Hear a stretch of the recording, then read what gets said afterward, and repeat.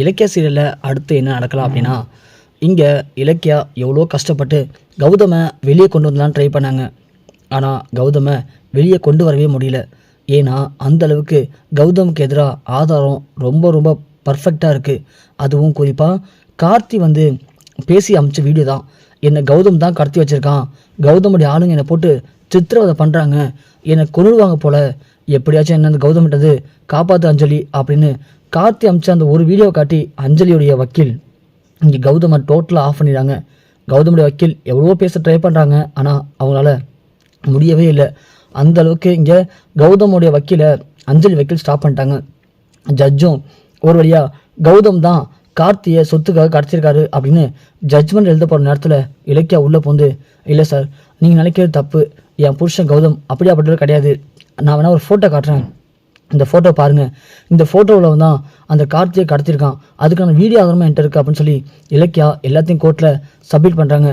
அதை வாங்கி பார்த்ததும் ஜட்ஜு ஒன்று எல்லாத்தையும் நம்புறாரு. சரி, ஓகே, இந்த ஃபோட்டோவை கொடுத்து போலீஸ்காரங்கள நான் சீக்கிரமே அவனை கண்டுபிடிக்கிறதான வழியை ஏற்படுத்துகிறேன், அது வரைக்கும் கௌதம் மேலே இப்போதைக்கு கொலை பழியோ இல்லை கடத்தல் பழியோ போட முடியாது, ஸோ அவர் அது வரைக்கும் இன்னும் 10 நாளைக்கு ரிமாண்டில் இருக்கிறதுக்கு நான் உத்தரவிடுறேன் அப்படின்னு ஜட்ஜும் தீர்ப்பு சொல்லிடுறாரு.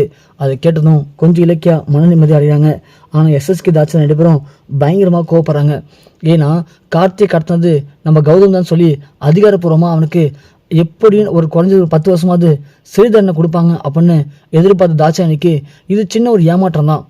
எப்படியாவது கௌதமை சிக்க வைக்கணும், ஏதாவது பெரிய கஷ்டம் சிக்க வச்சு கௌதம் வெளியவே வர முடியாத அளவுக்கு அவனை கஷ்டப்படுத்தணும் அப்படின்னு இங்கே தாட்சாயணி யோசிக்கிறாங்க. என்ன பண்ணலான்னு யோசிக்கிறாங்க.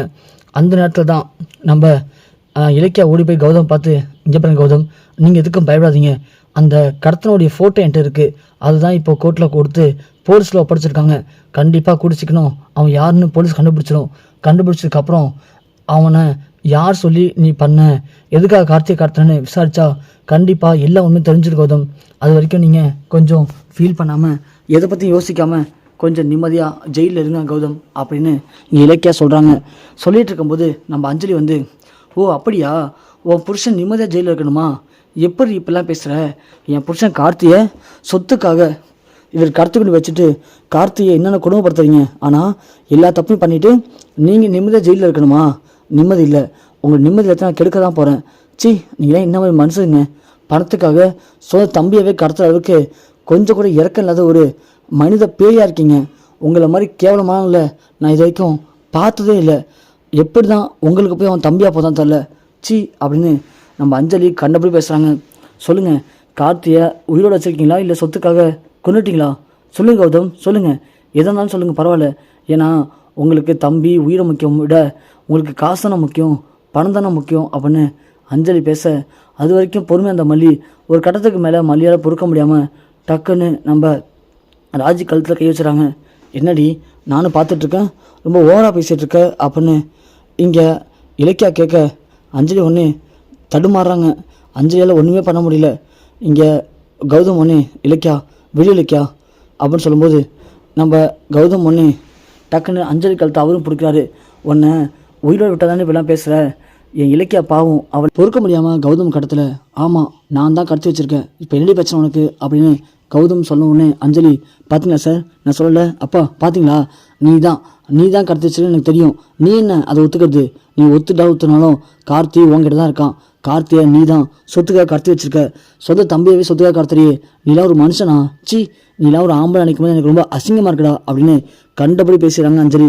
ஒரு கட்டத்துக்கு மேலே பொறுக்க முடியாத கௌதம் அஞ்சலியை, அஞ்சலி இங்கே பாரு, தேவையில்லாம் பேசிகிட்டு இருக்க, கெட்டவங்க சேர்ந்து கெட்டவங்க சொல்கிற எல்லாத்தையும் நம்பிக்கிட்டு இருக்க, அவங்க சொல்கிறது எதுவுமே உண்மை கிடையாது, அதில் எதுவும் நல்லதும் கிடையாது, அவங்க எல்லாமே அயோக்கியங்க, நீ வேணால் பார்த்துட்டே இரு, உன் வாழ்க்கையை ஒட்டுமொத்தமாக சீரழிக்க போகிறாங்க, நீ அவங்க நம்பி நல்லாவே ஏமாந்துட்டுருக்க அப்படின்னு இங்கே கௌதம் சொல்ல, இங்கே பாரா நீ ஒன்றும் அப்படி சொல்ல தேவையில்ல, அவங்க என் அம்மா அப்பா மாதிரி, அவங்க யாருன்னு எனக்கு தெரியும், அவங்க எப்படி என்னை பார்த்துக்கலான்னு தெரியும், சும்மா தேவையில்லாமல் அவங்க மேலே பழி போடாத அப்படின்னு இலக்கியாவை பார்த்து அஞ்சலி சொல்கிறாங்க.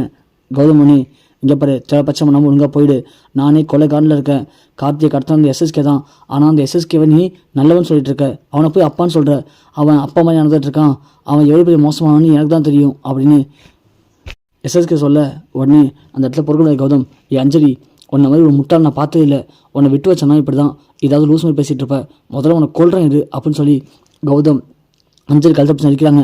எல்லாரும் டேய் விட்ரா விட்ரான்னு சொல்லும்போது கரெக்டாக அந்த பக்கம் பார்த்து நம்ம ஜட்ஜி கேஸ்லாம் முடிச்சுட்டு வெளில வராங்க. வெளில வரும்போது நம்ம கௌதம் அஞ்சலி கழுத்தை பிடிச்சிருக்கிறத பார்த்து கௌதம் பார்த்து ஜட்ஜி ஒன்று சி என்ன இதெல்லாம் இப்படி பண்ணுறீங்க, நீங்களாம் படித்தவங்க தானே, இப்படி பப்ளிக் பிளேஸ்லேருந்து இப்படி அடிச்சுப்பீங்க, ஒன்றை போய் நான் நல்லவன் நினச்சி உன் மேலே பரிதாபப்பட்டு இந்த கேஸை தள்ளி வச்சேன்.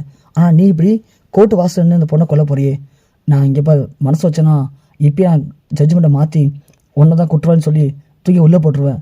சார் என்னங்க பண்ணுறீங்க, நீங்களா போலீஸ்காரங்க தானே, உங்கள் முன்னாடி இந்த பொண்ணை கொலை பண்ண போகிறான், பார்த்து சும்மா நிற்கிறீங்க, அடிச்சுட்டு போங்க போல அப்படின்னு ஜட்ஜி சொல்லவும் கௌதம் ஒன்று சாரி சார், நடந்த சுச்சுவேஷன் அப்படி சார், அவங்க என்ன வேணும்னு சொல்லி என் மைண்டை டிவைட் பண்ணிட்டாங்க சார், அதான் சார் சாரி சார்னு சொல்ல ஜட்ஜு ஒன்று ஒரு மார்க்கமாக பார்த்துட்டு இங்கே கிளம்பிடுறாங்க.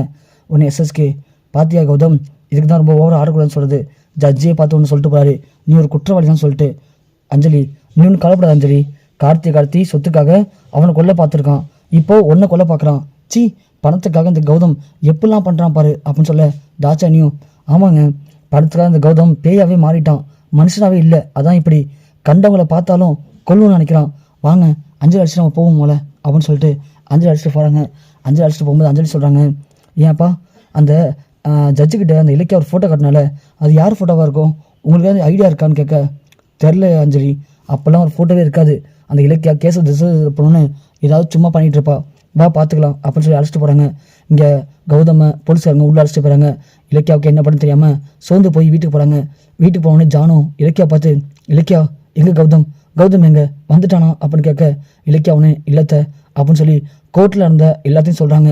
அதனால இப்போது திரும்பவும் 10 நாள் ரிமாண்ட் கொடுத்துருக்காங்க அத்தை, கண்டிப்பாக அந்த 10 நாள் ரிமாண்டுக்குள்ளே நான் எப்படியும் கௌதமை வெளியே கொண்டு வந்துடுறேன் அத்தை, நீங்கள் எதுக்கும் கவலைப்படாதீங்க அத்தை அப்படின்னு சொல்ல இல்லை இலக்கியா நீ கஷ்டப்பட்டு தான்மா இருக்க, நான் பார்த்து தான் இருக்கேன் இல்லைன்னு சொல்ல, ஆனால் யாரோ என் புள்ளி அப்படி சிக்க வைக்கணும் அப்படின்னு கார்த்தியை கடத்தி வச்சுட்டு இப்படி ஆட்டம் காட்டுறாங்க, ஆனால் நீ எப்படி தனியாளான்னு கார்த்தியை காப்பாற்ற போகிற அப்படிங்கிறதான் எனக்கு ஒன்றுமே புரியலம்மா, ஆனால் ஒன்று எப்படியாச்சும் கார்த்தியை காப்பாற்றிடுமா, பாவமா அவன் ஒரு சூதுவா தெரியாதவன், அவனுக்கு எது சரி எது தவறுன்னு எதுவுமே தெரியாதுமா, வெளுத்ததெல்லாம் பாலுன்னு அப்படின்னு நம்பிட்டு இருப்பான், அதனால தான் இப்படி கஷ்டப்படுறான், அவனை எப்படியாவது காப்பாற்றி இலக்கியா அப்படின்னு நம்ம ஜானகி சொல்கிறாங்க.